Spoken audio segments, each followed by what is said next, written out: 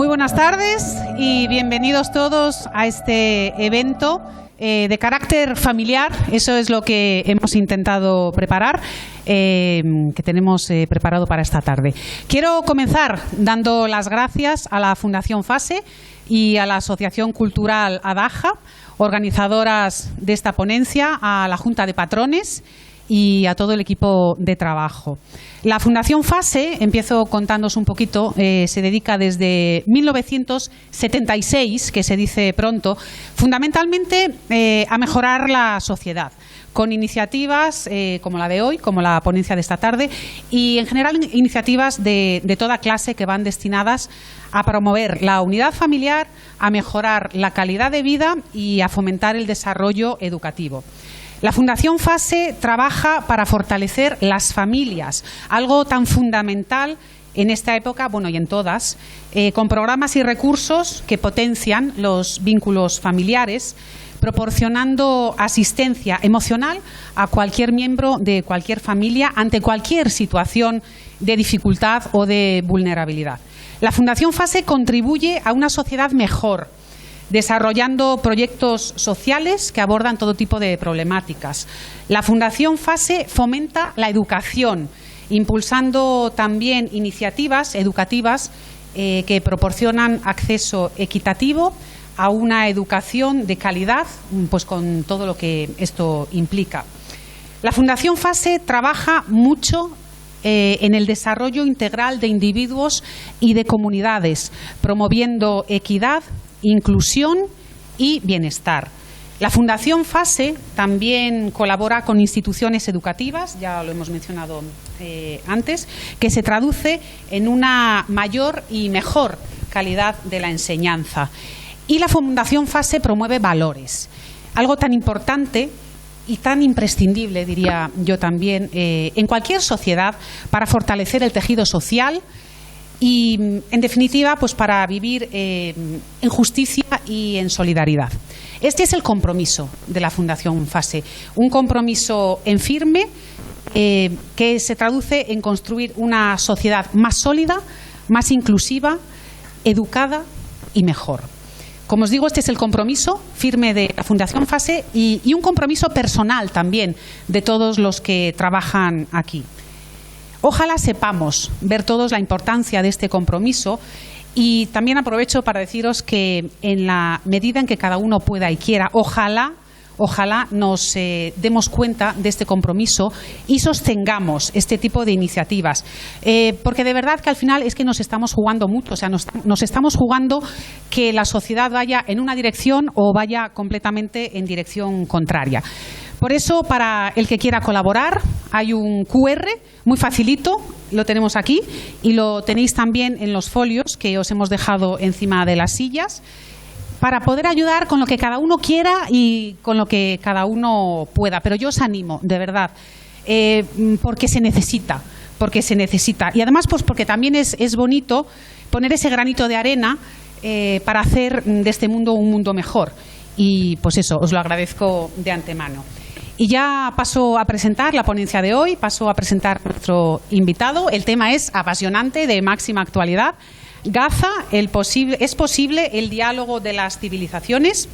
El doctor Raad Salam nos hablará del conflicto de Gaza, de sus causas, de las perspectivas de las partes involucradas, de las posibles soluciones y de las implicaciones que está teniendo este conflicto en el mundo entero. Después de la ponencia vamos a tener un vinito. Antes vamos a tener el turno de preguntas, aunque todos los que queráis podéis participar desde ya entrando en un grupo de WhatsApp. Por aquí tiene que aparecer en cualquier momento un QR, también os podéis registrar. Y es un QR, vamos a ver, en cada evento que va a organizar la Fundación FASE, luego os comento los próximos eventos que va a haber un grupo de WhatsApp que a su vez pertenece a una comunidad llamada Coordenadas para Entender el Mundo de Hoy, que engloba estas conferencias, que están dirigidas a la concienciación, como ya os comentaba, a la promoción de valores fundamentales, a la inspiración para la acción, a los diálogos constructivos y a una vinculación de la propia misión de la Fundación FASE. Yo os animo que entréis ahora mismo. Si cogéis el papelito os podéis acceder al QR, aquí también lo tenemos. Y el que quiera comentar, opinar, preguntar, pues yo creo que es una bonita manera, una estupenda manera de enriquecer también este evento. Y luego, eso sí, cuando terminemos con las preguntas, lo que os decía antes, vamos a tener un vinito con cosas ricas y para seguir intercambiando opiniones. Y nada, pues ahora sí, doctor Raad Salam, bienvenido, muchas gracias y el turno de palabra es suyo. Muchas gracias por esta magnífica presentación. La conferencia de hoy es posible el diálogo entre la civilización, porque el conflicto árabe-israelí es una conferencia aparte. Nosotros hemos hablado con José y si quiere alguien preguntar también por eso, luego hablamos de ello. Pero antes de empezar también, debo mostrar mi sincera gratitud a todos los responsables de este acto por invitarme y a todos ustedes por la presencia. También antes de empezar, quiero dejar claro que yo represento a mí mismo. No represento a ninguna organización, ningún movimiento social político, ni religioso, ni ningún partido político, porque yo nunca he sido afiliado ni estoy afiliado a ningún partido político ni una organización. Soy libre, tan libre, fijaos, soy soltero con 63 años, bien llevados. Ahora bien, quien no me conoce, mi nombre es un poco raro, Raad Salam Naaman, soy cristiano católico caldeo, de origen mesopotámico, el actual Irak. Nacido hace muchos años, 63 años, en la antigua ciudad de Nínive. Aquí está, tenéis el mapa. Esta es Mesopotamia, este es Irak, la antigua Irak. La ciudad del profeta Jonás, en el norte de Irak, en un pueblo se llama Al-Kos. Es el pueblo del profeta Nahum, profeta judío Nahum. Si abréis la Biblia y entráis en los profetas menores, no menores por ser menores, porque sus libros son pequeños. El profeta Nahum, en el primer versículo pone: yo soy Nahum el Alcosita. Además, el profeta Nahum nació y predicó en esta ciudad, en este pueblo, y murió, y sus restos todavía, no veo, todavía descansan en paz en mi pueblo Al-Kos. Nínive, esta es la tumba del profeta Nahum, y ahí estoy yo al lado. Nínive era la capital del grupo terrorista Daesh. El grupo terrorista Daesh entraron en mi pueblo, Al-Kos, destruyeron el pueblo y mataron 70 personas de mi propia familia en el pueblo. El norte de Irak es de mayoría musulmana suní. Yo fui educado, criado en el sur de Irak, en Basora, una ciudad de mayoría musulmana chií. Es la ciudad cerca de Ur de los caldeos, la ciudad de Abraham, y ahí fue criado. Mesopotamia, el actual Irak, es la cuna de la civilización. Si abréis la Biblia, en el libro de Génesis, el capítulo 2, ahí dice: Mesopotamia era el paraíso terrenal. Hoy día es el infierno terrenal gracias al Islam y a los musulmanes.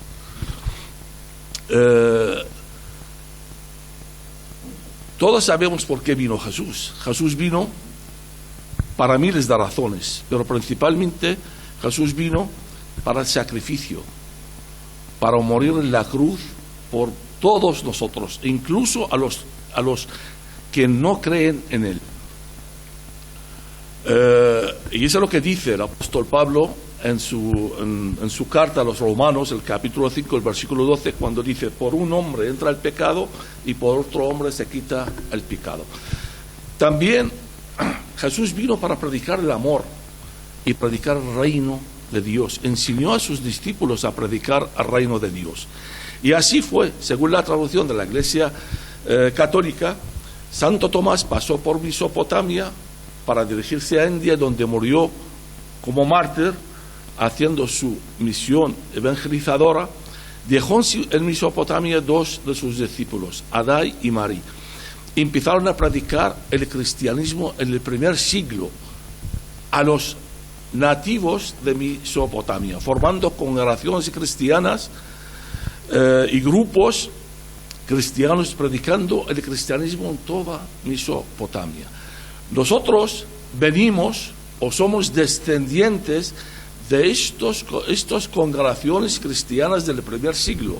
Todo esto está explicado en un libro que tengo ahí sobre las iglesias orientales. Nosotros no somos árabes, yo no soy árabe. A mí cuando me dicen árabe, para mí es un insulto. Ni soy musulmán converso.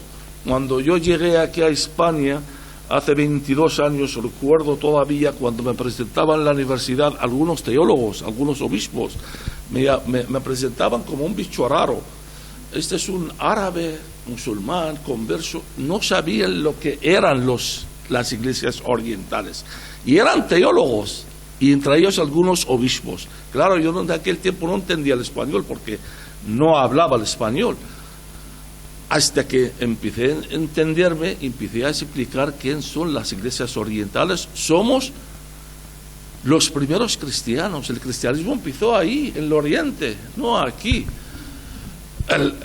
Los musulmanes llegaron mucho más tardino a Mesopotamia. Los musulmanes conquistaron Mesopotamia en el siglo VII. Con las conquistas del segundo califa ortodoxo Omar. Conquistó Irak en el año 637, Siria en el año 638, Jerusalén 640, Egipto 641 y Persia 642. Y así se extendió el Islam en toda Mesopotamia, en el norte de África, por el filo de la espada, obligando a la gente a convertir al Islam, utilizando las palabras del Corán. Por lo tanto, el Islam se extendió por la fuerza, por las conquistas. Yo recuerdo todavía, cuando terminé mi primera carrera en Irak, con 20 años, en el año 1980, hice una tesina sobre este tema, porque en la universidad nos enseñaban los imames musulmanes que el apóstol Pablo y el segundo califa ortodoxo Omar son iguales, porque gracias a los dos se extendió el cristianismo en todo el mundo y se extendió el Islam en toda Mesopotamia, el norte de África. Yo escribí una tesina haciendo una comparación, y entre lo que decía, es verdad que gracias al apóstol Pablo se extendió el cristianismo en todo el mundo, pero predicando el amor, el reino de Dios, el consenso, y fue asesinado por eso, porque predicaba el amor. Pero el segundo califa ortodoxo conquistó y obligó a la gente a convertir al Islam. Además, cuando le preguntaban al segundo califa ortodoxo Omar, ¿qué hacemos con los judíos y cristianos en Mesopotamia? Y decía, pues aplicamos el Corán. Y aquí está, la sura 9, el versículo 28 al 29. La tengo todo en la cabeza. Por favor, 28 y 29, si quieres.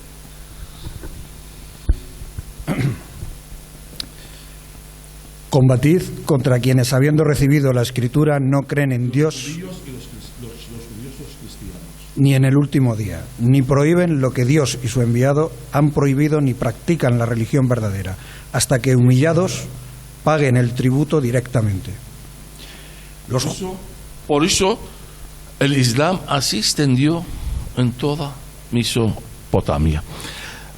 Cuando tenía yo un familiar mío que tenía una editorial, se interesó en mi tesina y publicó mi tesina. No duró ni un mes. Le quemaron vivo los musulmanes en la editorial. Le mataron a él y sus empleados en la editorial. Y dieron a su familia 24 horas para abandonar el país con el puesto. Y era una persona muy, muy rica. Y sus familiares tuvieron que escapar de Irak y ahora están en Estados Unidos y no quieren saber nada de mí porque se creían que yo era responsable. Yo tuve que escapar al norte de Irak. Yo estuve en Basora, al norte de Irak, en mi pueblo, a esconderme en una habitación. Solamente mi tío sabía dónde estaba. Me traía a la madrugada un cubo de agua y un plato de comida para todo el día. Durante un mes estuve así hasta que mi padre, que era muy rico, llegó a un acuerdo con el gobierno sobornando a los líderes religiosos y me condenaron a 3 meses de cárcel, con la condición que me pegan todos los días pero que no me maten. Claro, cuando salí de la cárcel, pues estaba la guerra de Irán-Irak y tuve que entregarme en la mili, haciendo el servicio militar obligatorio, como un teniente en el ejército iraquí. Viví la guerra de Irán-Irak durante 8 años y también era de los primeros que entraron en Kuwait en el año 1990, conquistando Kuwait con mis soldados.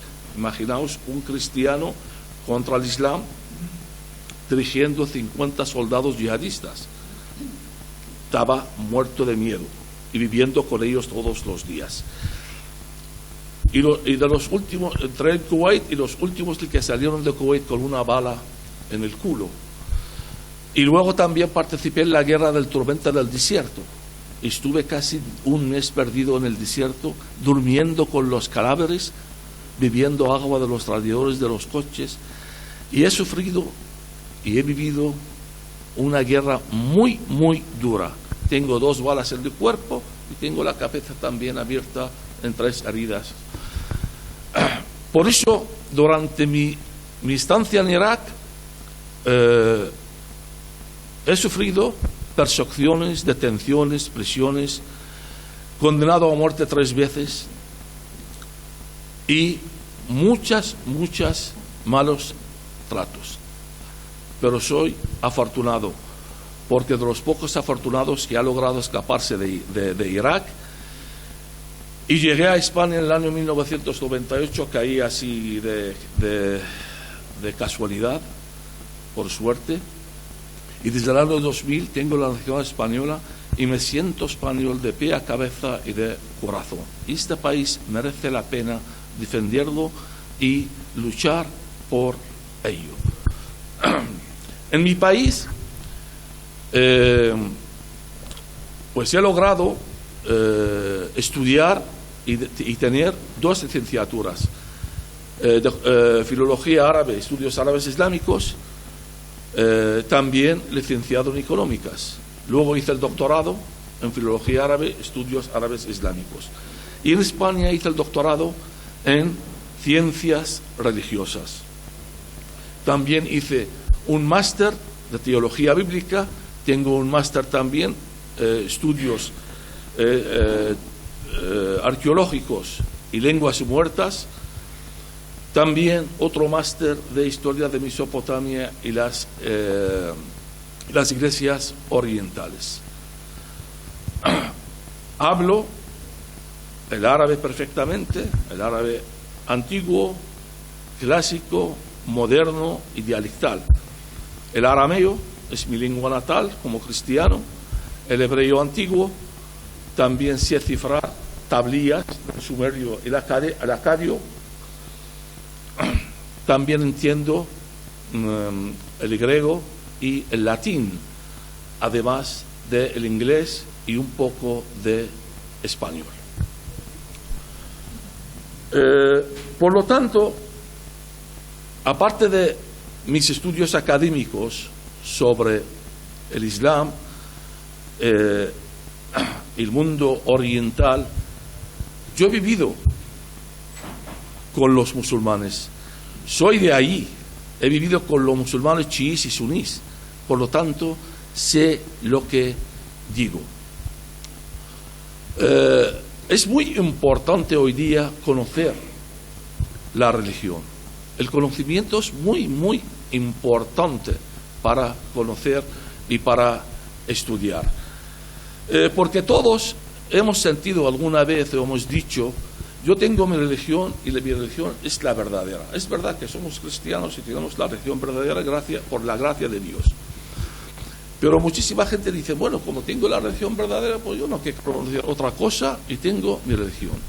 Es verdad que la religión de cada uno es algo muy personal y muy particular, porque nuestros padres y abuelos nos inculcan estas ideas desde que nacimos.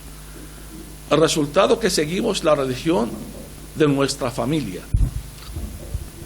Hay un historiador norteamericano, Arnold Toynbee, dice la religión ha llegado a ser un asunto de dónde hemos nacido y cuándo.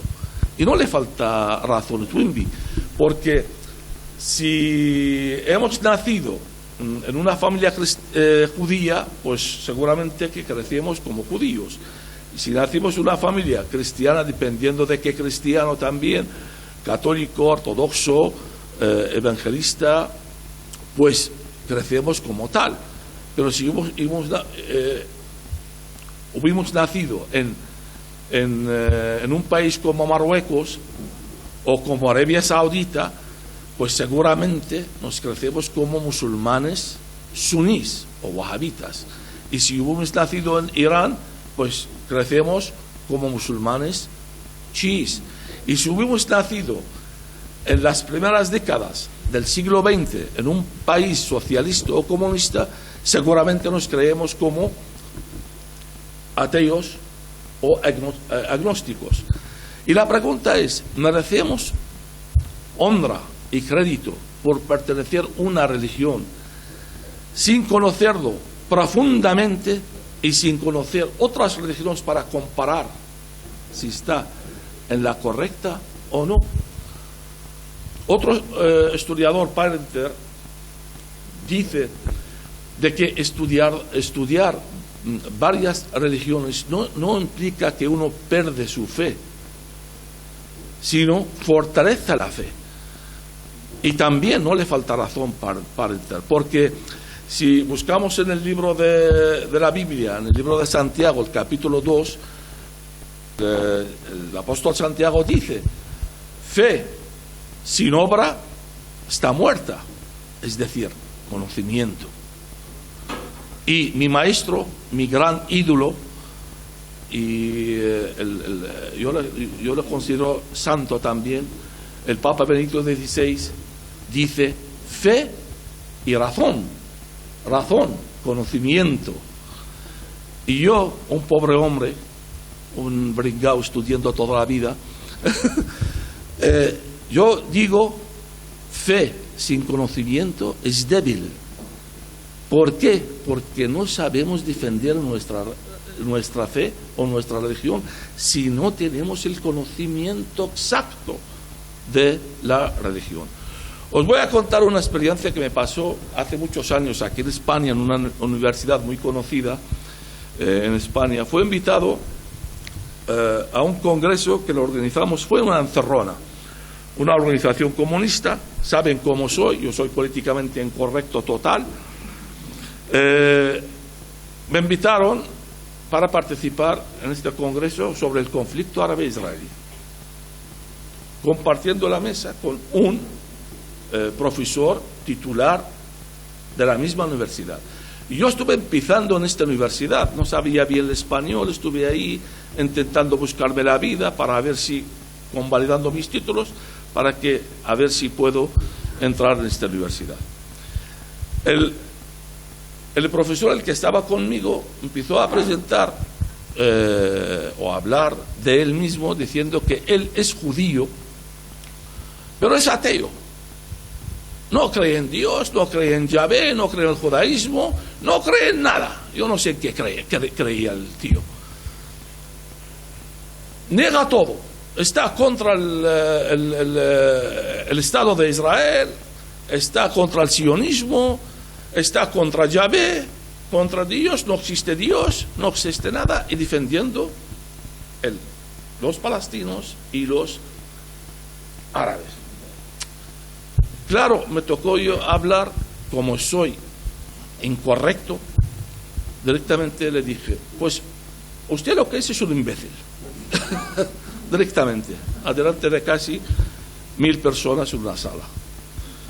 Digo, primero, es que usted no puede decir, lo digo por su bien, porque usted es un profesor de la universidad y tiene que hablar con propiedades y con fundamento.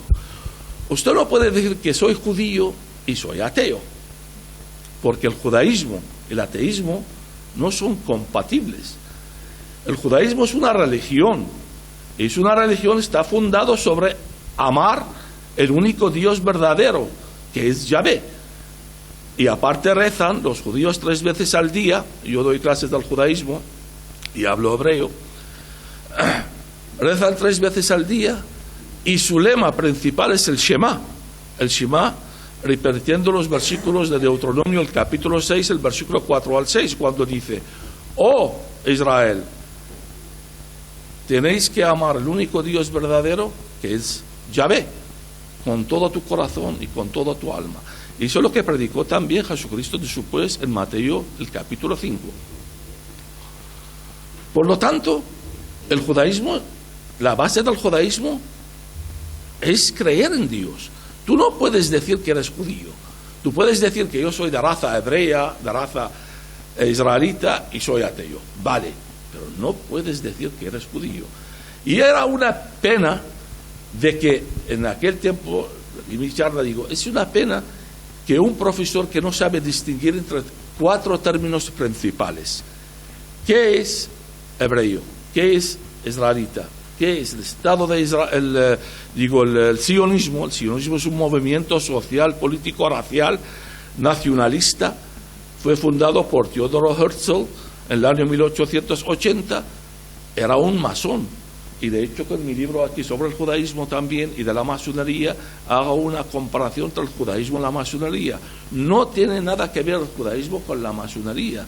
El sionismo sí, pero no la religión judía. Además, el judaísmo es la base del cristianismo. El judaísmo tiene una historia de 5000 años de historia bíblica. Yo no puedo decir que soy cristiano si no conozco el judaísmo, porque es la base del cristianismo. Jesucristo nació y se crió como judío. El último cena de Jesús con sus apóstoles estaba celebrando la fiesta más importante del judaísmo. Es el Pesaj.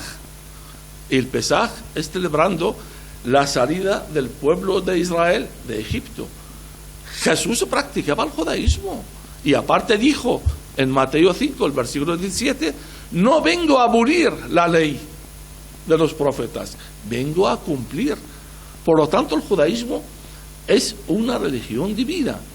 Aunque es verdad, porque también otro, entre comillas, profesor de la universidad un día salió y me dijo: es que los judíos mataron a Jesucristo. Y era muy cristiano. Digo: chico, Jesucristo vino aquí para morir. Si sea por los judíos o por otra persona, lo que sea, Él vino a morir. Y aparte, no los judíos mataron a Jesucristo. Quien mataron a Jesucristo eran los fariseos y los saduceos, que eran hipócritas. Jesús dijo de ellos en Mateo 21 que sois hipócritas, que no practicáis la religión verdadera. Otros también dicen es que los judíos no creen en Jesús como el Mesías. Es verdad, porque los judíos todavía están esperando el Mesías. Según el libro de Deuteronomio, el capítulo 18, el versículo 18 al 19, los judíos todavía están esperando el Mesías, no creen en Jesús. Y con razón, porque si los judíos creen en Jesús como el Mesías, pues tienen que cerrar el chiringuito y convertir al cristianismo. Y ya no hay judaísmo. Por lo tanto, pierden sus privilegios. Pero nosotros debemos de creer en el judaísmo porque ellos son antes que nosotros. Ahora bien, no debemos de creer en el Islam. Y con razón, ya a lo largo de esta charla os voy a explicar el porqué. Por eso, el propósito principal de esta charla es dar a conocer el Islam. El Islam sin tabú, sin miedo, sin rodeo, ni cortesía. Yo no tengo miedo del Islam porque ya estoy mojado. Y aparte tengo todos los libros criticando el Islam y diciendo que el Islam no es una religión divina. Hoy día también uno, si dice la verdad con fundamento sobre el Islam, los indocumentados nos tachan a mí me tachan de islamófobo, de políticamente incorrecto, ultracatólico, facha, de todo menos guapo. Y mira que soy guapo.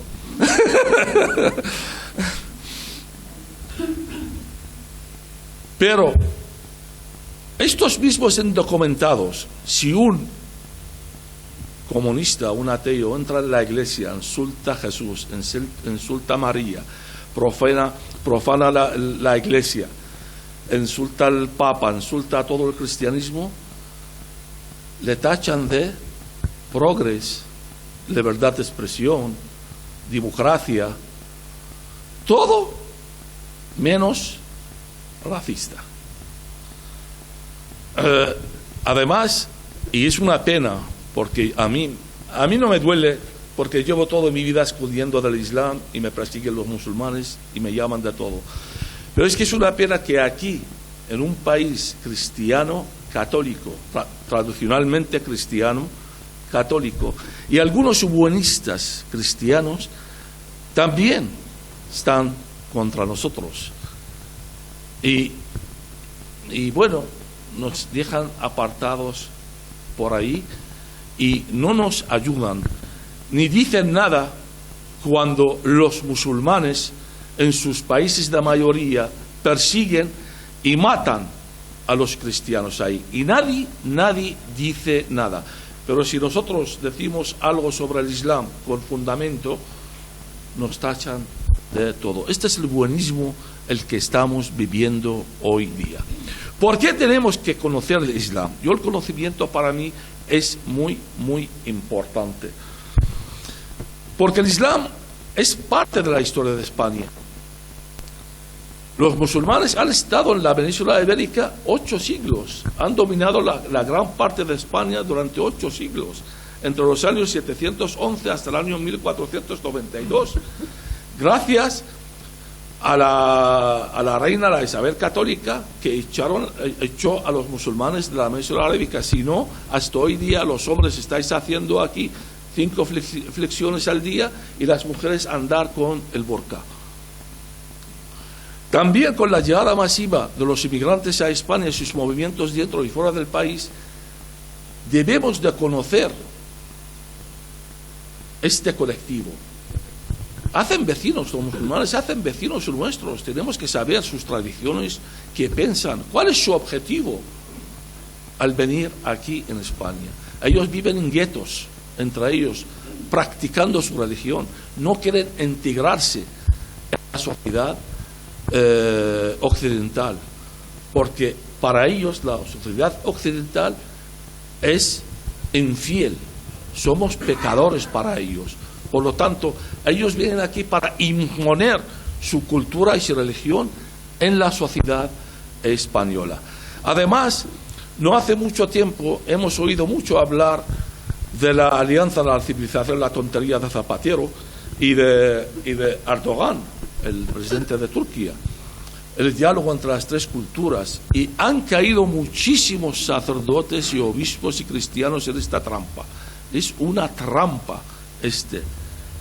La pregunta es, ¿se puede dialogar y convivir con el Islam? nosotros no hemos podido vivir con ellos durante muchísimos años. Siempre hemos sido perseguidos por los musulmanes. Los musulmanes, cuando vienen aquí a España, tienen como inmigrantes, tienen todo el derecho social y político, tienen el derecho de practicar su religión, rezar 5 veces al día, hacer el ayuno, todo lo que quieran. A mí me parece muy bien, porque ese es el cristianismo, es el amor, la libertad religiosa. Pero al mismo tiempo los musulmanes tienen que saber dar el mismo derecho a las minorías que viven con ellos en sus países de mayoría. Nosotros ahí no tenemos el derecho de practicar nuestra religión. Cuando celebramos una misa, lo celebramos en escondida. No tenemos libertad religiosa. No podemos manifestar que somos cristianos. Estamos perseguidos ahí. Y esta es la realidad y lo que tienen que saber el Occidente, cómo viven los cristianos en los países árabes musulmanes. La libertad religiosa está normalizada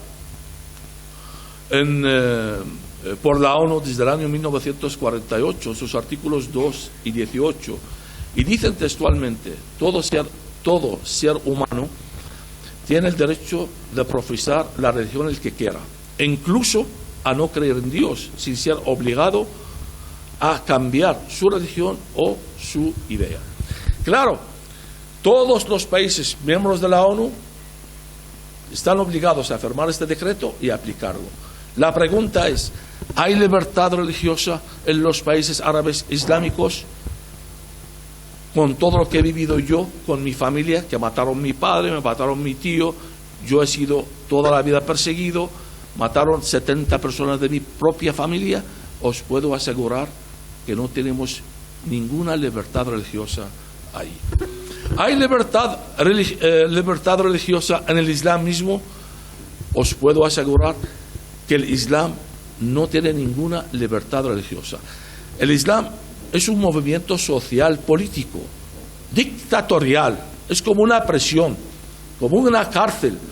Es muy fácil ingresar en el Islam solamente a decir: no hay más dioses que Allah y Mahoma es su profeta, ya eres musulmán. Pero es muy difícil de salir de ello. De hecho, yo llevo toda la vida predicando aquí en el Occidente a los musulmanes y he conseguido convertir a algunos musulmanes en el cristianismo, pero tienen que vivir escondidos por su propia familia, porque su propia familia, si le pillan, les matan. ¿Por qué? Aplicando unos textos de Mahoma en los dichos, hechos y actos de Mohammed, en este libro sagrado del Islam. Dice: cuando un musulmán cambia su religión, hay que matarle. Este es el Islam. El Islam ¿es una religión divina? No puedo decir que el Islam es una religión divina. El Islam no es una religión. El Islam es un movimiento social político.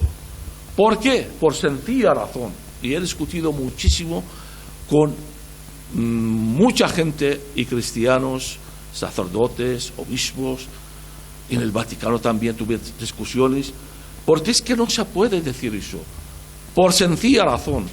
¿Cuáles son las bases del cristianismo? Principalmente, Jesús es el Mesías, Jesús es Dios. María es la Madre de Dios, según el Concilio de Éfeso del 431. Jesús murió, sufrió la pasión de Cristo y murió en la cruz por nosotros. Pues en todo eso el Islam no cree. Los musulmanes creen en Jesús como un profeta raso. Y no solamente eso, los musulmanes dicen: Mahoma es el Mesías, o Mohammed, se llama Mohammed. Mohammed es el profeta de los musulmanes, es el Mesías. Según el libro, según el Corán, la sura 33, el versículo 40, En este versículo el Corán dice, Muhammad es el último profeta y el mejor. Por lo tanto, él es el Mesías según los musulmanes. Entonces, si nosotros decimos el Islam es una religión divina, estamos afirmando que Muhammad es el Mesías y negando a Jesús como el Mesías. Y Jesús dijo en el libro de Apocalipsis, en el capítulo 23, yo soy el alfa y omega, el principio y el fin. Yo soy la palabra. Y aparte, en el libro de Juan, el capítulo 10, yo y Dios somos uno. Y los musulmanes no creen en la Trinidad, no creen en Jesús como el Mesías. Por lo tanto, no podemos decir que el Islam es una religión divina. No solamente eso. ¿Permitéis tomar un poco de agua?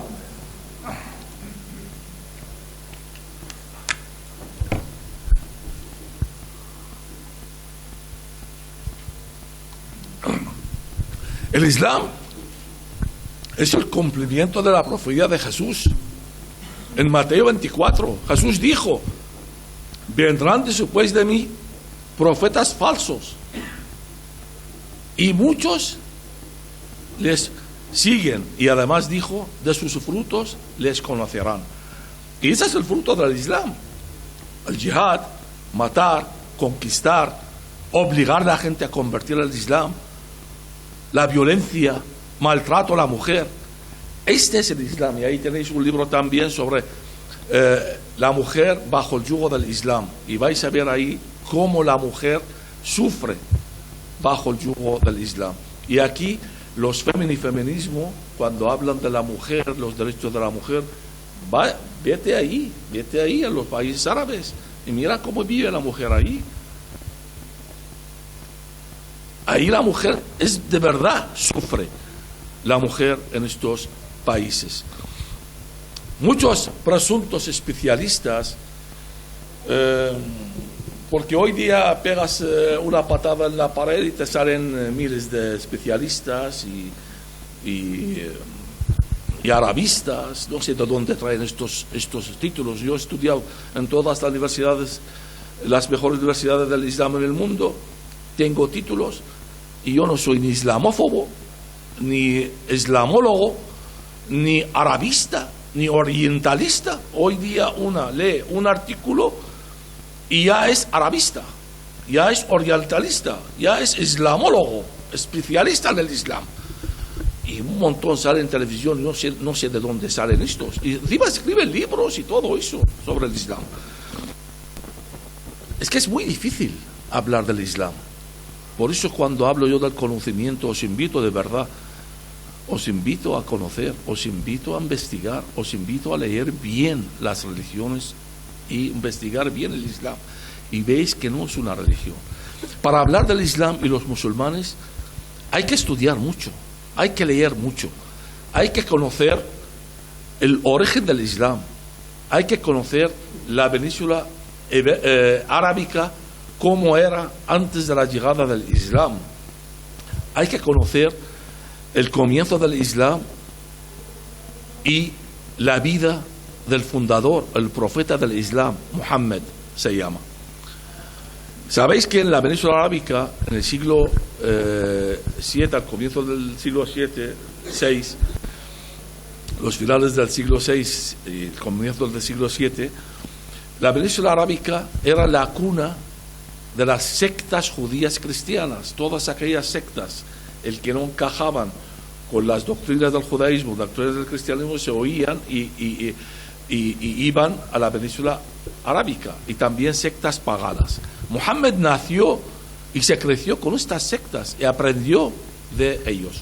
Muhammad nació en el año 571 y empezó a predicar su nueva fe, el Islam, en el año 610. Muhammad vino para dos razones principales: para satisfacer sus deseos sexuales y materiales. Muhammad en su vida se casó oficialmente con 10 mujeres y tuvo 2 concubinas. Aparte tuvo relaciones sexuales con otras 43 mujeres. En total 55 mujeres. Están en mi libro con nombre y apellido. Era una máquina el tío. ¿Sabéis que Mohammed se casó con la tercera mujer, Aisha? Que él tenía 50 años, ella tenía 6 años. Y practicaba con ella, porque como era niña, practicaba con ella, todos somos mayores, ¿no? Aquí, practicaba con ella el sexo del tocamiento. Este es un profeta. ¿Cómo se llama eso? Pedofilia. ¿Cómo puedo creer yo en un profeta como este? Mohammed se casó con la séptima mujer, Zainab, que era la mujer de su hijo adoptado, Zaid. Subió un día a la montaña, bajó de la montaña y le dijo a Zaid, como era guapa, le dijo: divórciate de ella, me caso yo con ella, porque Allah me dijo. Yo no quería, pero Allah me dijo. Y encima trae un versículo en el Corán, la sura 33, el versículo 37, dice: yo no quería casarme con ella, Allah me dijo, hay que casarse con ella. ¿Cómo podéis creer en un profeta como este? Mohammed se casó con la octava mujer, Yuría, y la novena Safía, que eran judías. Mohammed mató a toda su familia, estaban casadas con hijos, mató a toda su familia y luego se casó con ellas. Este es un profeta, es misericordioso, majo, vamos. Y la gente dice que es un profeta, es una religión del Islam. Este es el ejemplo de los musulmanes, su profeta. Mohammed, en su vida, de la predicación desde el año 610 hasta el año 632, cuando murió, 22 años, dirigió y participó en 88 conquistas y guerras. ¿Cuándo tuvo tiempo de predicar? Con tantas mujeres, tantas guerras. A ver, si yo no estoy casado, pero yo tengo muchos amigos, todos mis amigos son casados, con una mujer y ya no tiene tiempo.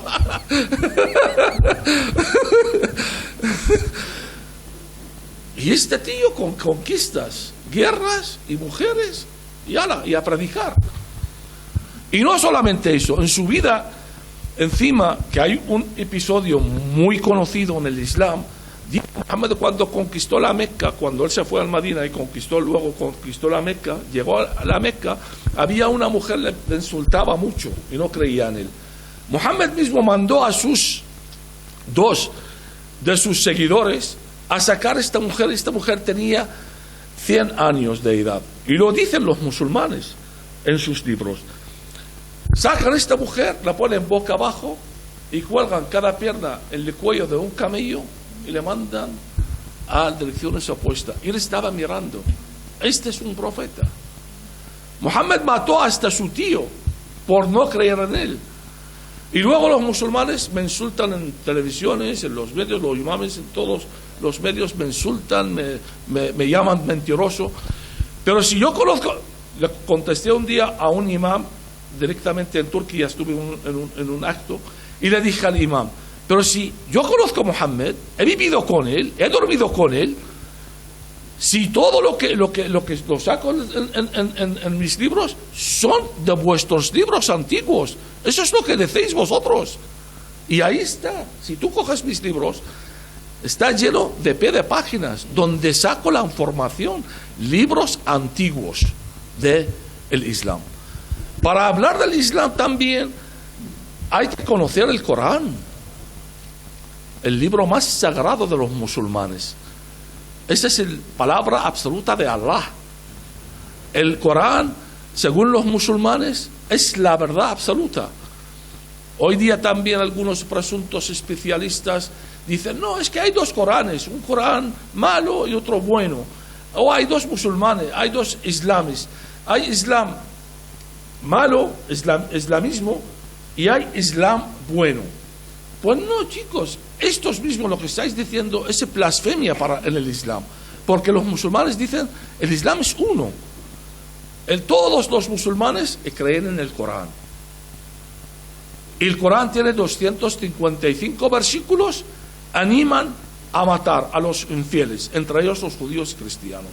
Y ahí están, en todos mis libros, están publicados estos versículos.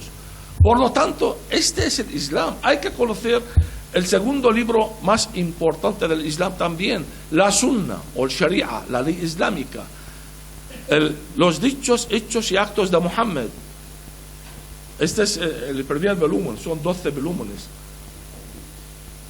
Y aquí veis, en estos libros, casi 3.000 dichos de Muhammad anima a matar a los infieles, entre ellos los judíos y cristianos, y obligándolos a convertir al Islam.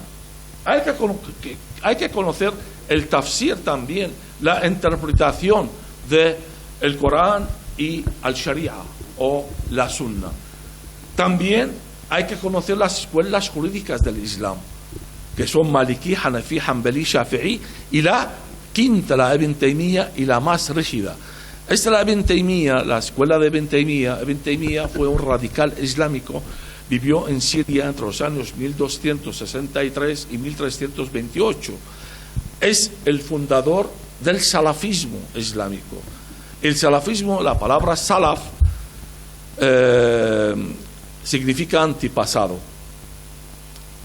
Entonces Ibn Taymiyyah predicaba y decía: todos los musulmanes deben de vivir como ha vivido Muhammad en el siglo VII, con las conquistas, obligando la gente a convertir al Islam.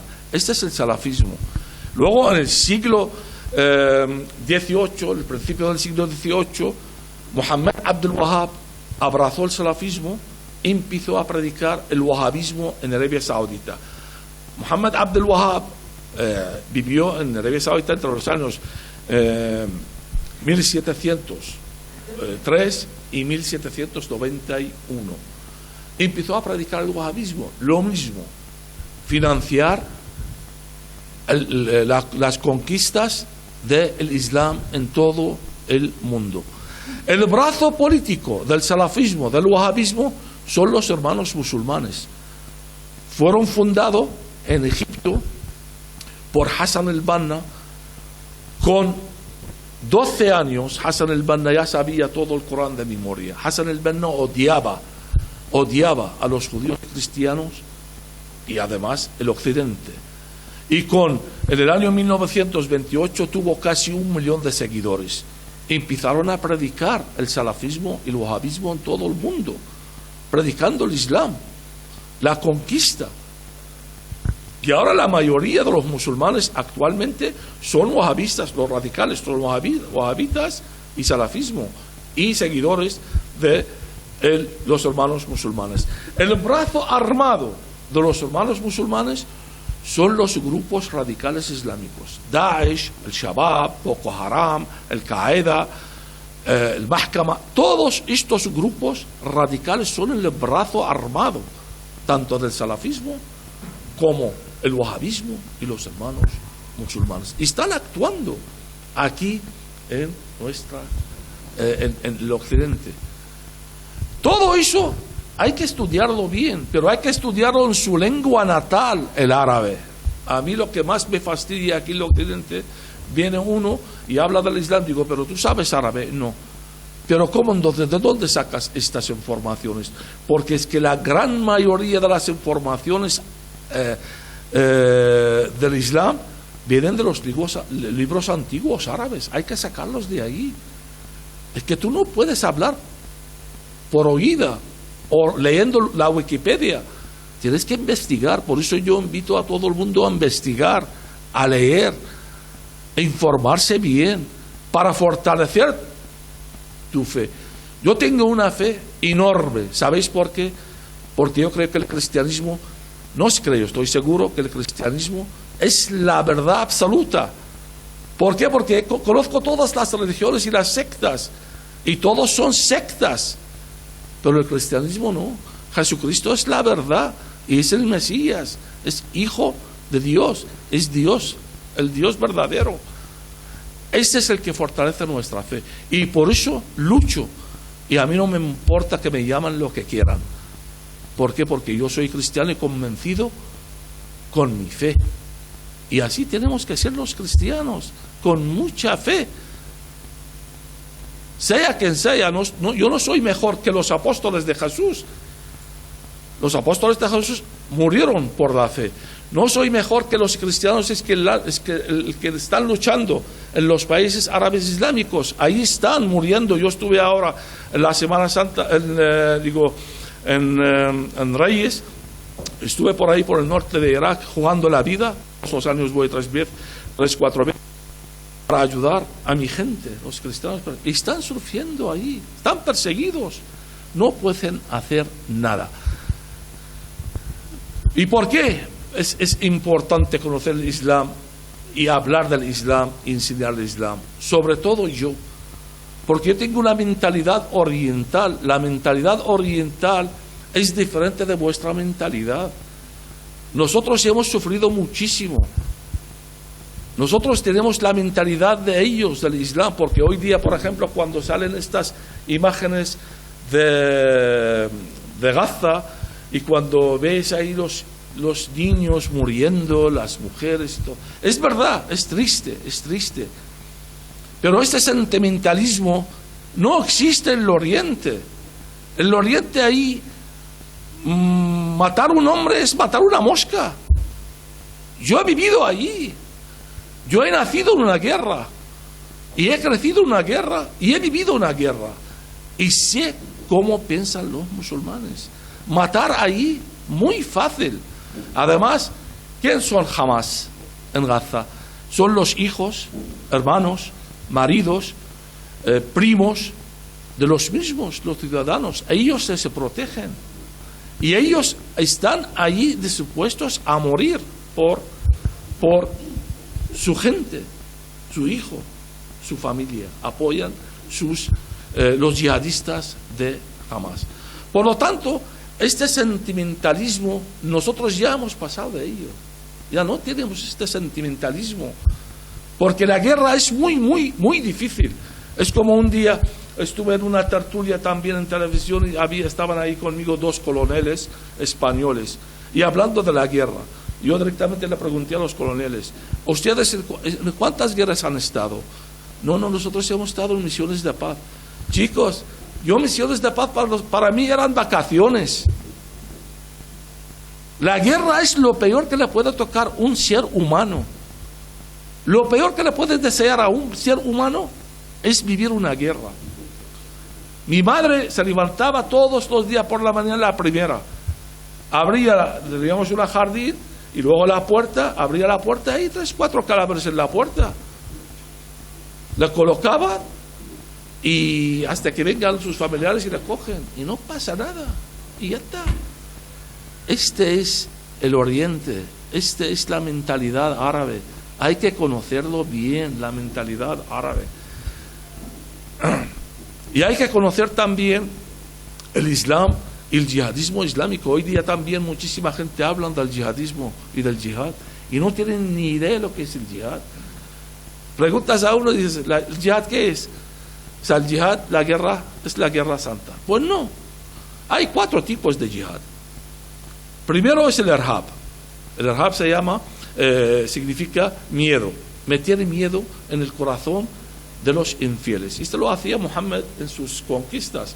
Muhammad, ¿qué hacía? Pues mandaba a los 2 más valientes de sus seguidores, cogía un cobarde del otro lado, y le cortaba el cuello, cortaba los brazos adelante de su gente. Y claro, la gente veía eso y se asustaban.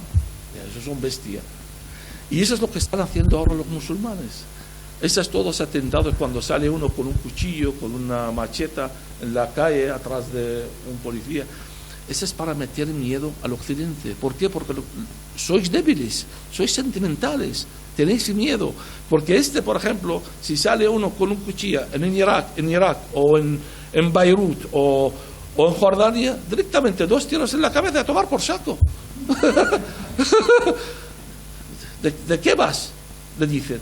Por eso no lo hacen ahí, lo hacen aquí. ¿Por qué? Porque aquí saben que ven la policía y la cogen, le meten en una cárcel de 3 estrellas, vive mejor que en su casa, 6 o 7 meses, sale en la calle y como no pasa nada. Se aprovechan de las leyes débiles, las leyes blandas el que hay en el occidente.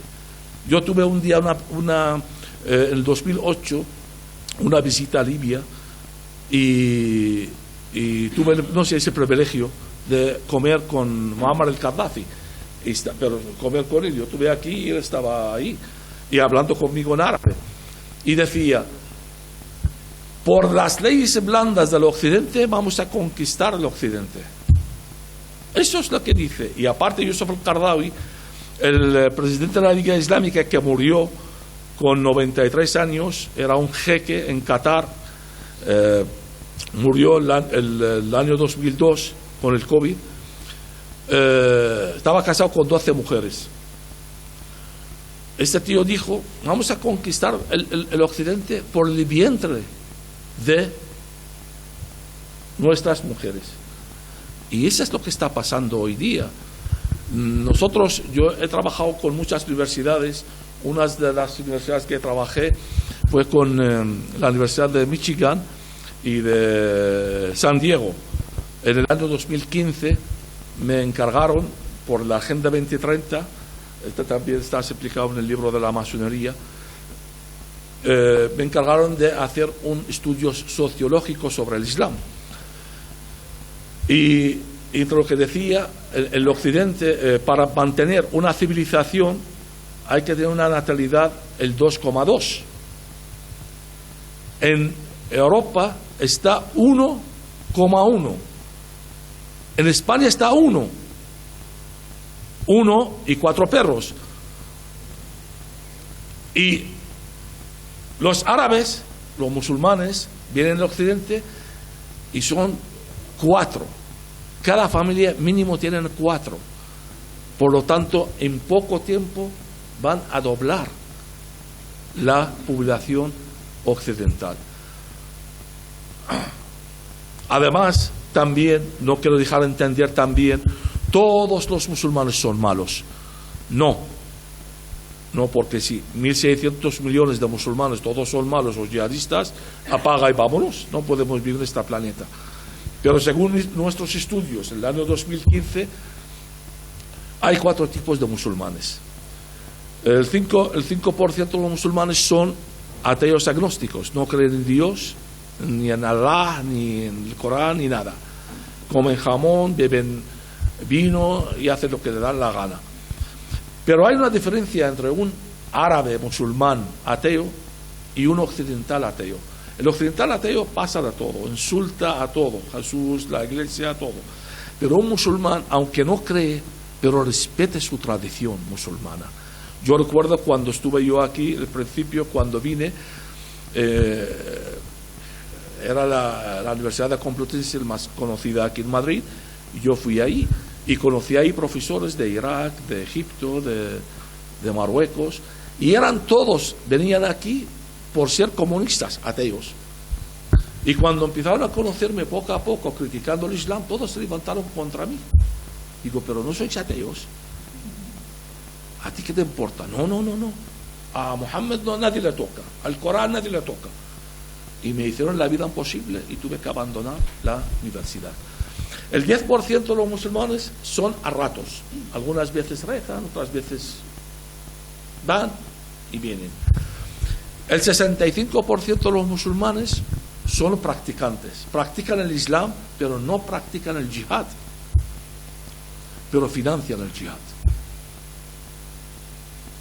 Aunque no practican, pero financian el yihad. Dan en la limosna al yihad. Y luego el 20% de los musulmanes, esto sí, ahí está el peligro. Creen, practican el yihad. Y cuando tienen la oportunidad, pues también se levantan contra el occidente. Y no son pocos, porque el 20% son entre 300 a 400 millones de musulmanes. Ahí está el peligro. El yihad también, hay muchísima gente cuando hablan del yihad, el yihad, hay yihad, yo porque yo he vivido con los yihadistas. Mis vecinos eran yihadistas, mis amigos eran yihadistas, mis colegas mis soldados, 50 soldados tenía en mi cargo en el ejército, eran yihadistas. Por eso conozco los yihadistas como son. Y hoy día el perfil del yihadista no es aquel yihadista que practica el Islam, reza. No. Ahora cualquier persona, cualquier musulmán puede ser yihadista. ¿Por qué? Porque hay un texto en el Corán, en la Sura 2, el versículo 216, dice: cuando un musulmán comete pecados graves, la única salvación para él, hacer el jihad. Por ejemplo, un homosexual, porque hemos visto en varios ataques yihadistas que eran hasta homosexuales. ¿Por qué? Porque los imames le dicen: la única salvación para ti es hacer el jihad, morir matando los infieles. Y ahí está el peligro. Además, hay rituales para hacer el jihad. Antes de hacer el jihad, el musulmán tiene que informar su familia, informar su imam, la comunidad. Tiene que afeitar todo el cuerpo para irse al cielo liso.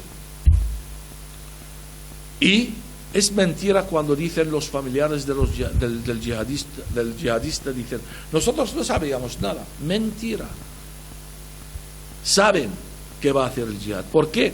Porque él informa. Si no informa, la comunidad musulmana no se encargan económicamente de su familia. Tiene que informar el imam y su familia para bendecirle. ¿Qué gana un yihadista para hacer el jihad?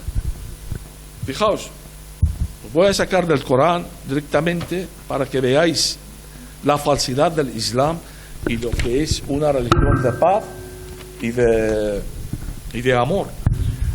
La Sura 50, si queréis examinarme también podéis examinar, ¿eh? La Sura 56, lee desde el versículo 14, por favor.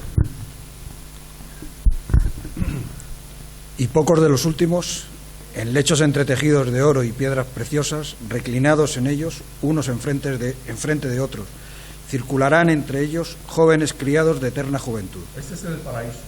Con cálices, jarros y una copa de agua viva, que no les dará dolor de cabeza ni embriagará, con fruta que ellos escogerán, con la carne de ave que les apetezca, habrá huríes de grandes ojos. Huríes, ¿sabéis qué son? Son vírgenes, mujeres guapas, vírgenes, aunque se cuesta con ella, el yihadista, vuelven otra vez vírgenes por la gracia de Dios, como Dios no tiene nada que hacer haciendo vírgenes. Semejantes a perlas ocultas, como retribución a sus obras. No irán allí vaniloquio ni incitación al pecado, sino una palabra: paz, paz. Y fijaos, este es el paraíso. Y lo que se explica aquí, porque para entender este versículo o estos versículos del Corán hay que leer el tafsir, la interpretación y los dichos, hechos y actos de Mohammed. Mohammed, ¿sabéis lo que dice a un yihadista? Cuando va al paraíso tiene 72 jurís, 72 vírgenes. Entra ahí, tiene una jaima grande y hay 72 mujeres tumbadas esperando al yihadista. Vírgenes. Y le preguntaron a Mohammed: fijaos el Islam, que es todo sexo, todo es enfermo mental. Le dicen a Mohammed: pero ¿cómo podemos satisfacer 72 mujeres? Dice: no te preocupes, Allah te da la fuerza de 100 hombres. Una caja de Viagra todos los días. De verdad, esta es una religión, este es un paraíso, un puticlub. Las mujeres, eso léelo ahí y te viene bien leerlo. Las mujeres, el que van al paraíso, se convierten a jurís. Por lo tanto, las mujeres aquí en la tierra, dale que te pego, y ahí también dale que te pego. O sea, le preguntaron a Jesús sobre el paraíso y dice: en el paraíso no se casa ni se divorcia. Paz, paz, paz. Este es el paraíso, esta es la espiritualidad, esta es la religión verdadera. Hay que comparar. Por eso invito a todos, de verdad. Es que es una locura el Islam, es una locura. Y luego hablan del diálogo de la civilización y la convivencia con el Islam. Fijaos, no hace mucho tiempo, hace 3 años, Yo voy mucho a Estambul, porque de Estambul paso por ahí haciendo el 007. Paso al norte de Irak para ayudar a mi gente. De Estambul bajo al sur, del sur pues vienen ahí mis familiares. Y de estos viajes pues conocí una profesora en la Universidad de Estambul. Una profesora muy maja, no cree en el Islam, no practica el Islam. Y la conocí, pues cada vez voy ahí, pues le llamo, hablo con ella y eso salimos como compañía ahí. Pues cuando me conoció eso me dice, bueno, pues mira, estamos pensando hace 3 años, estamos pensando hacer un congreso sobre el diálogo entre judíos, cristianos y musulmanes. Digo, vale. Yo he participado casi en 100 encuentros como este y siempre me echan o tengo que escapar, todos, pero ese era muy llamativo y yo por eso os cuento. Pues fuimos ahí, a mí me invitaron, digo, bueno, pues la primera vez que me invitan y me pagan todo, siempre pago porque que voy. Y el primer día nos juntamos ahí los judíos, unos rabinos venían, unos cristianos, y yo como experto en las 3 religiones. Pues el día anterior del congreso, un imam nos invita a visitar el Topkapi, el museo del Topkapi. El museo del Topkapi, yo he estado ahí miles de veces, he hecho estudios ahí, sobre todo, he traducido muchos manuscritos del museo muy importante. Empezó el imam, eso es antes del congreso, empezó a enseñarnos, esa es la espada de Mahoma, que mató 500 infieles. Esta es la espada de tal califa. Esta es la espada de tal, mató 3.000. Este mató 5.000. Y explicando y presumiendo del Islam. Y ese era el diálogo. El día siguiente, claro, subió un rabino hablando de Moisés, y muy flojo, tenía miedo el hombre. Ahí.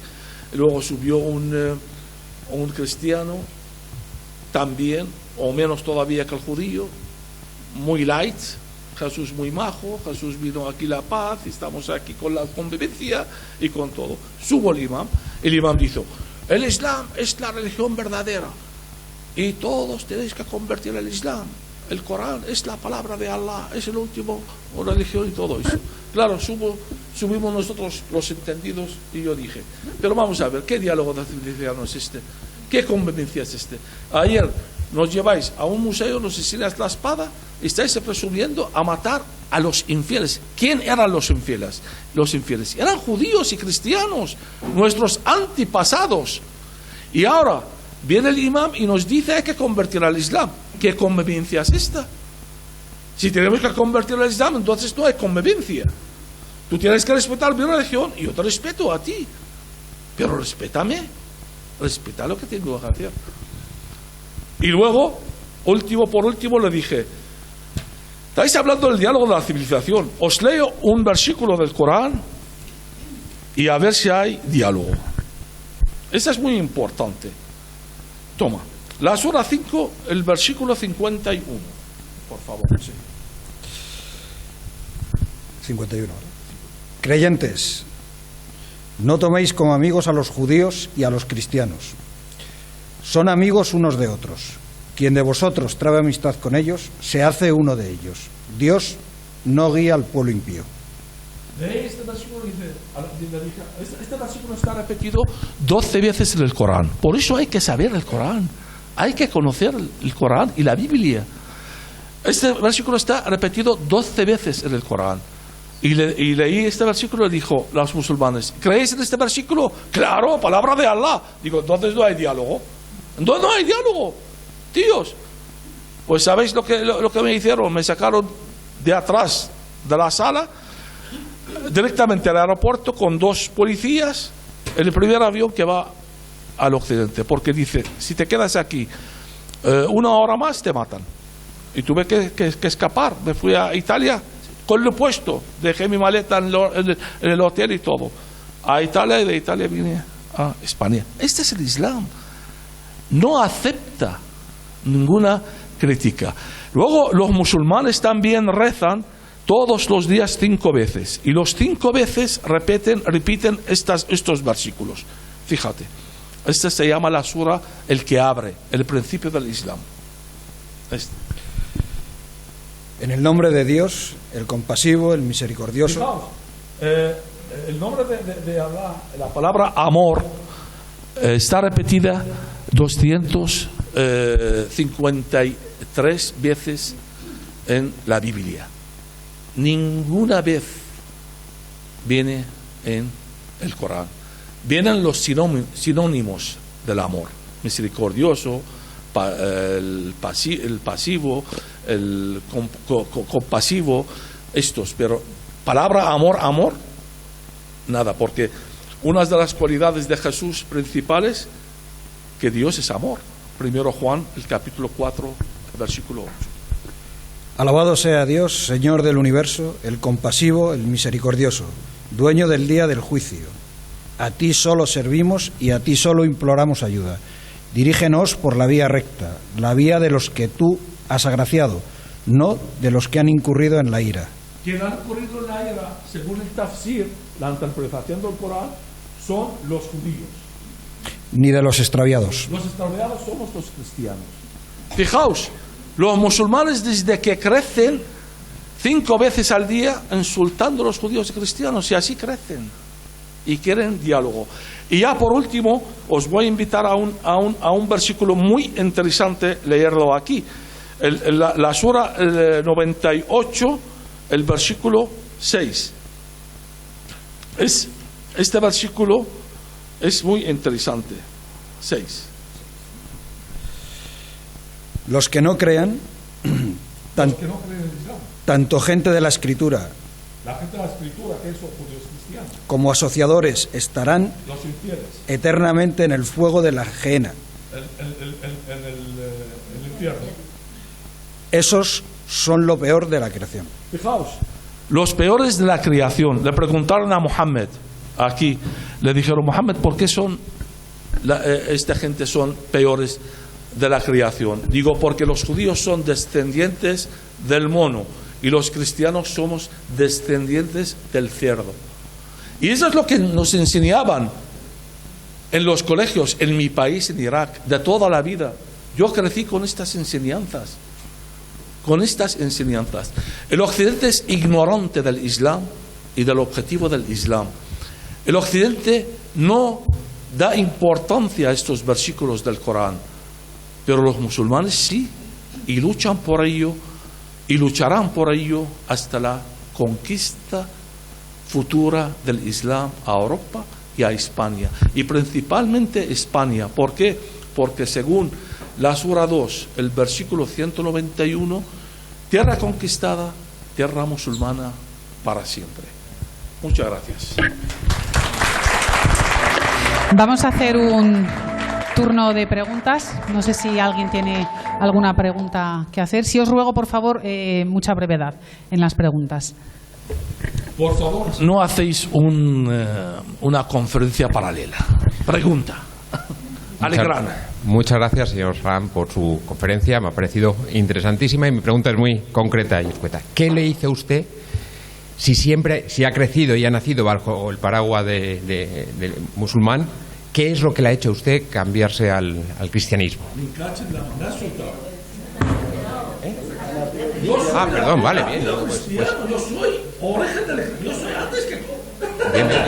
Pues ¿qué es lo que le ha hecho cambiarse del musulmán al Yo no soy converso, por eso a mí me fastidia muchísimo eso, porque hasta hoy día la gente dice: ¿quién te ha convertido a convertir? ¿Cómo convertido?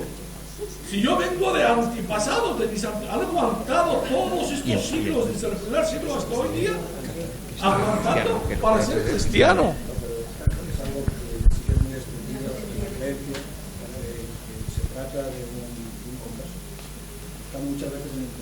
No, jamás. ¿Yo? El internet no ponen eso. Aparte, yo he corregido todo y estoy luchando contra ello. ¿Cómo soy converso? Aparte, yo niego de ser vamos.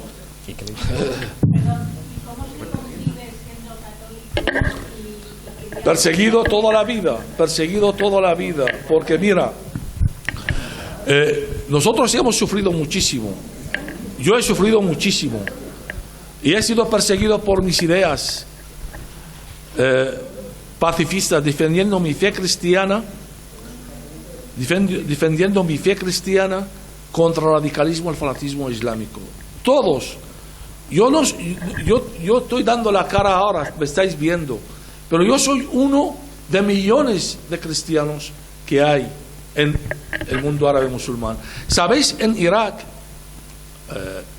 antes de la caída de Saddam Hussein, había 2 millones de cristianos, entre católicos, caldeos, asirios, arianos, de todo el conjunto, 2 millones, pero la comunidad más grande es la comunidad católica caldea.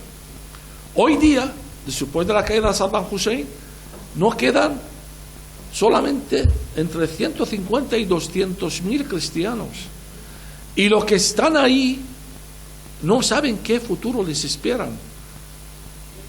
De verdad, están pasando bastante mal. Yo estoy aquí predicando, diciendo lo que hemos sufrido, lo que hemos vivido con el Islam. Y la gente aquí, los buenistas, hombre, no para tanto. No. ¿Cómo no va tanto? Pues hay que decirlo, hay que decir la verdad. Si los musulmanes nos están matando y no podemos decirlo, no podemos decir la verdad, no podemos contar nuestras experiencias. Tienes mi libro ahí, de los cristianos orientales. Y los cristianos orientales somos del siglo I, somos frutos de las predicaciones de los primeros apóstoles de Jesús. Esto es lo que somos nosotros. Por eso lo dije yo, porque yo quería presentarme a mí mismo. Porque para que no creéis que yo soy converso, yo soy cristiano de raza, de sangre. ¿Alguna pregunta más? ¿Qué misión tienen las musulmanas feas en el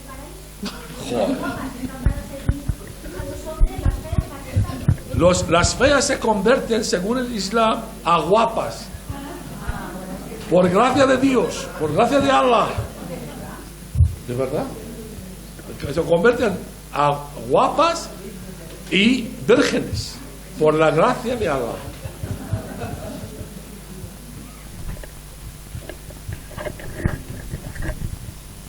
Me creo firmemente todo lo que ha contado, pero es que yo todo el rato tengo en la cabeza a una musulmana. No, si no quieres creer tampoco pasa nada. No, pero me lo creo. Yo no vengo a convencerte.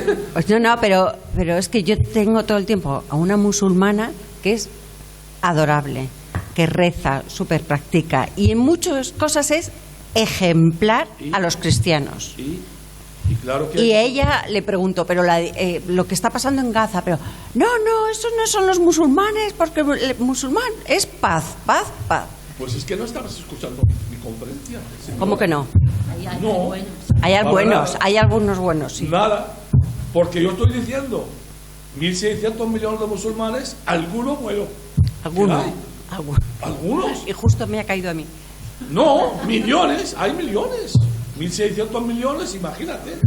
No todo. Yo tengo amigos musulmanes, y son gente majísima. Aparte que me ayudaron a escapar de mi país, era una familia musulmana. Me ayudaron a escapar de la cárcel. Yo estuve condenado a muerte, me faltaba una semana para matarme. Y ellos me ayudaron, mi padre, aunque mi padre pagó dinero, me ayudaron a escapar de la cárcel y me llevaron por el desierto en un camello a Jordania. Y de Jordania pues tenía exiliado político. Me ayudaron. No todos los musulmanes son malos, no, ni mucho menos. Como yo escribo también aquí en mi libro de la mujer bajo el yugo del Islam, y hablo de yo estoy hablando de la ideología del Islam. A ver, yo el comunismo no quiero ni ver en pintura, pero hay algún comunista majo, ¿no? O bueno. No todos son malos, están confundidos, están engañados. Hay algunos buenos. Por eso yo no estoy hablando de personas, yo hablo de la ideología. Por eso estuve explicando el Islam, el Corán, la Sunna. Sobre eso está fundado el Islam, no sobre personas. Por eso lo digo, que esta persona es practicante. Todos los días. cristianos somos buenos. No. Por lo tanto, pues, es que no estamos hablando de personas. Yo estoy hablando de la ideología, de la idea. Pero es que esta persona, o sea, estas personas, porque hay más, pero conozco varias, rezan todos los días, todas las oraciones, todo, y según eso están rezando todos los días en contra de los cristianos y en contra de los judíos y todo. O sea, que es gente practicante, o sea, que sabe lo que pone ahí, que sabe que reza. Hay practicante, hay todo, pero he dicho, hay el 65% de los musulmanes son gente practicante, pero no practican el jihad, el odio, ellos practican su religión y punto. No tienen nada que ver con el fanatismo, con el radicalismo, con todo eso. Si lo dije... Sí, pero yo perdonar porque lo he cogido como diálogo aquí, pero... Insistes. Pero insisto, porque... La chica que está contigo es majísima. Es majísima. No, pero no digo eso. Yo lo que digo... Es majísima, ¿verdad? Y ella también la conoce. Pero yo lo que digo es que ella, su vida lo fundamenta en el Islam. Y según esto, el Islam, la ideología, es malísima. Y ella, su vida es el Islam. Que sí. Y un amigo mío, Mustafa, muy amigo mío, que trabaja conmigo también, es majísimo, reza, practica el Islam y todo eso, es majísimo. ¿Y qué? O sea, que no saben lo que es el Islam. Claro. ¿Cuántos cristianos son cristianos y no saben lo que es el cristianismo? Saben lo que es la tradición cristiana. ¿Por qué? Porque les enseñan la tradición. Pero vete a practicar. ¿Dónde está el Padre Nuestro en la Biblia? ¿Eres cristiano, no? Sí. ¿Dónde está el Padre Nuestro en la Biblia? ¿El Evangelio? Sí, el Evangelio. ¿Dónde? En Mateo, el capítulo 6. Donde Jesús enseña rezar.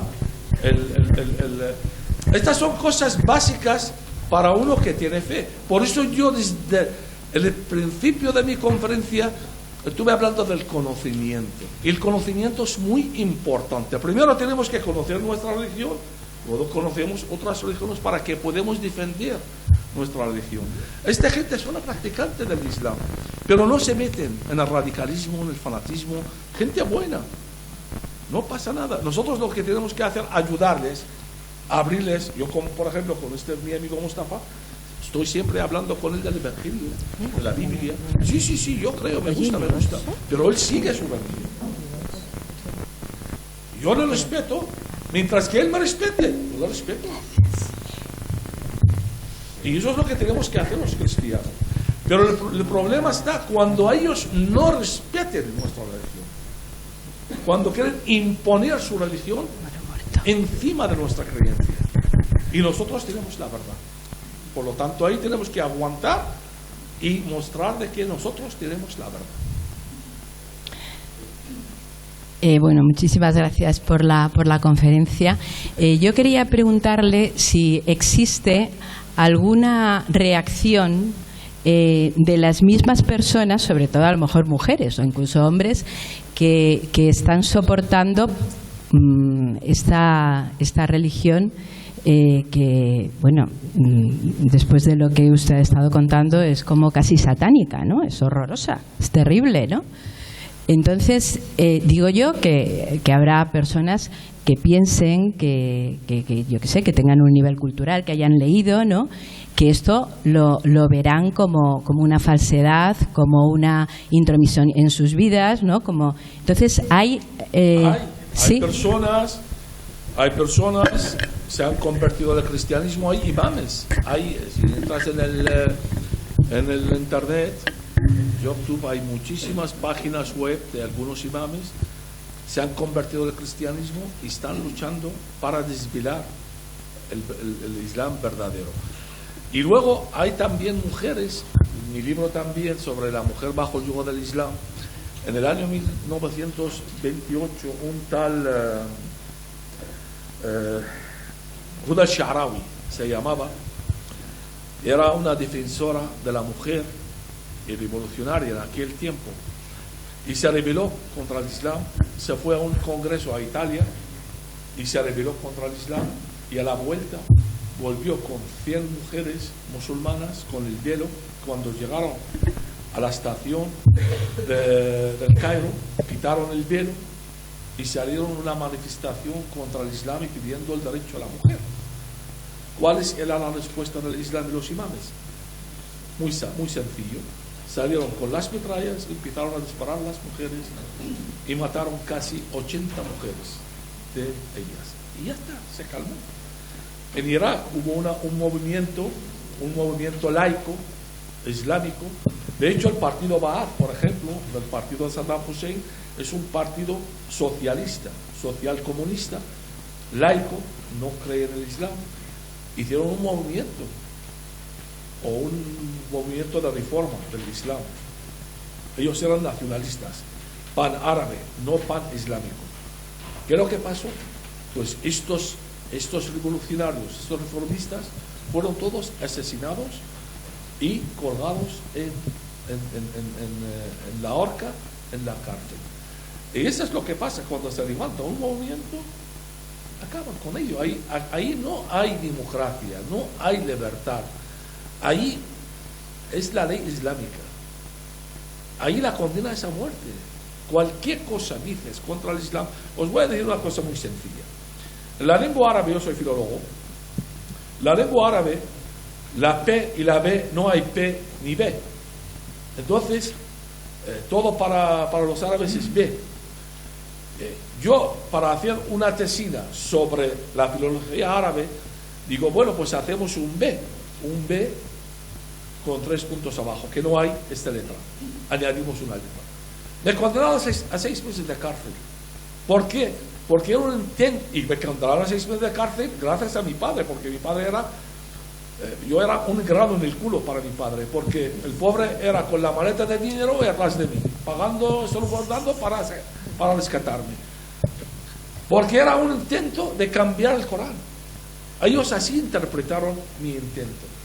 O sea, todo relacionan con la religión. Por lo tanto, es que es muy difícil la reforma en el Islam. Es muy difícil que el Islam cambie, mientras que está al contrario. Fijaos, en los años 70, 80, 90, el Islam era más tranquilo, más suave. Hoy día el Islam es mucho más radical. Y gracias también al Occidente, porque es que hay que hacer muchísimas conferencias para entenderlo. El Occidente se ha equivocado en 3 cosas importantes. Se ha equivocado a acabar con el Shah de Irán en el año 78 y trajo los ayatollah en Irán. El Shah de Irán era un dictador, un asesino, pero era laico. Irán era un país europeo muy avanzado. No aplicaban la ley islámica. Dijeron, estos también son dictadores, son asesinos, y encima es una dictadura religiosa política. El Shah era un dictador político. Luego se equivocaron en Irak con acabar con Saddam Hussein. Yo no quiero ni verle en pintura. A mí Saddam Hussein me sacó la pistola y quería matarme, oriné encima. Era un asesino, dictador. Pero era un dictador laico, político. Y ahora lo que está en Irak es política, dictadura política religiosa. Es decir, peor.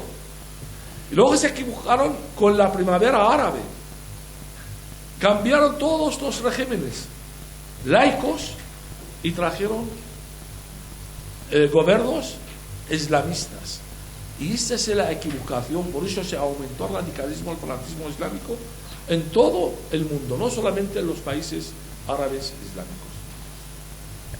Por lo tanto, ¿qué solución no? O sea, muy oscuro, muy. ¿Hay amor? ¿No tienen amor?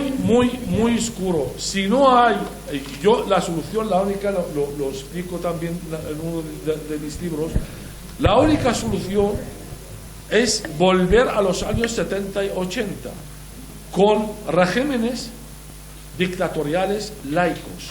no islamistas. ¿Por qué? Porque Saddam Hussein estaba en Irak, no era practicante musulmán. Tenía los líderes islámicos sujetos. El Shah de Irán tenía los líderes radicales islámicos sujetos. No podían moverse. El que levanta la cabeza le corta el cuello. Esta es la única solución. Mientras que hay regímenes islamistas radicales en el mundo árabe islámico, y están financiando porque quieres los países más ricos del mundo son Arabia Saudita, Qatar, los Emiratos Árabes, Kuwait, y estos están financiando todos los grupos radicales islámicos. ¿Qué están haciendo el Occidente? Cuando viene aquí un jeque, compra un club de fútbol, ¡hala! Viene el jeque, viene el jeque. Esta es semilla. Esta es semilla. Vete a Málaga, al sur, a Andalucía. Vete, el 70% de los terrenos están en manos de los golfos del Golfo. Y ahí estamos aplaudiendo. Vete a Francia, lo mismo. Esta es la ignorancia. O sea, yo por eso invito a la gente a conocer, a estudiar.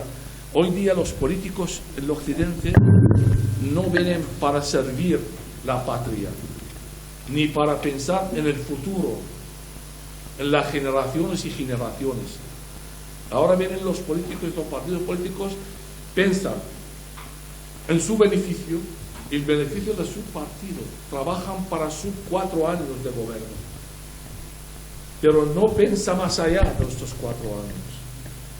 Este es el problema de nuestro país. Y la Iglesia está dormida. Lo siento decirlo, la Iglesia en el Occidente está dormida. No pasa nada. El humanismo, el amor, el consenso, sí, amor, consenso, pero di algo, di algo. Perdona, ¿y no crees que hay también... Perdón, me salta todo. Sí, sí, sí. Bueno, yo solo quería, aunque me parece que en parte lo ha contestado ya, agradecerle la conferencia, pero tal y como está... Te odio. Te oigo sin micrófono.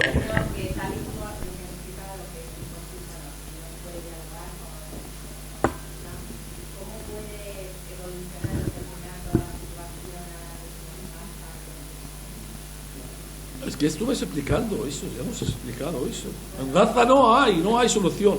El problema de esa es también otra conferencia sobre el conflicto árabe-israelí, es una conferencia muy larga, y hay que irse al comienzo del Islam. Hay un odio mutuo entre el Islam y el judaísmo.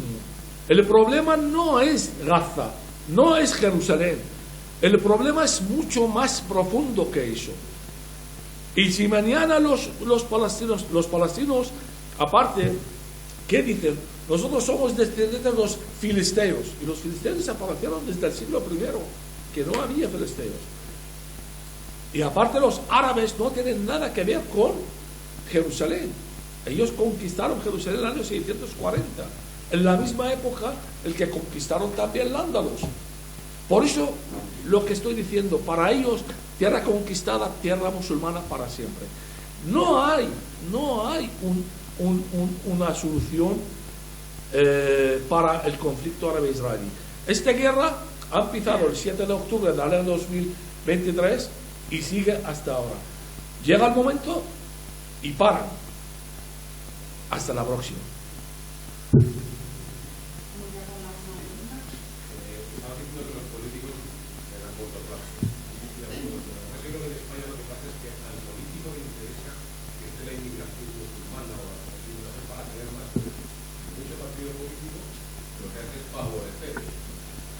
Estos ya entramos en política. Estos ya son intereses y todo eso. Tenemos que hablar de Cataluña, de los partidos separatistas, y esto es ya otra conferencia y otro problema muy gordo. Tengo que explicarlo claro y extendido. Y entonces necesito una hora. Otra conferencia. Bueno, pues vamos terminando ya. Muchísimas gracias, doctor Raad Salam, por sus conocimientos, por compartirlos con todos nosotros. Ha sido de verdad un honor y un placer. Y aprovecho, si me regaláis un minutito más, os recuerdo, como os he comentado al principio, que esta ha sido la primera de un ciclo de conferencias organizadas por la Fundación FASE, englobada en el proyecto Coordenadas para entender el mundo de hoy. La próxima será el viernes 16 de febrero. Os espero a todos, allí otra vez. Y el tema va a ser eutanasia, el hombre ante la enfermedad y la muerte, acontecimiento o decisión, o sea, el tema potente también. Y en marzo también va a haber un minicurso de 2 días que se llama Finanzas para no financieros, que a todos nos viene fenomenal, pues entender conceptos económicos básicos que manejamos todos los días y muchas veces no sabemos ni lo que son. Así que os espero allí a todos. También os digo que en la web de la Fundación FASE encontráis toda la información y el link, por si, como os he comentado, alguien se anima a colaborar y ayudar. Y lo que sea, pues bienvenido es. Doctor Salam, muchísimas gracias. Seguimos con el vinito y muchas gracias a todos por venir.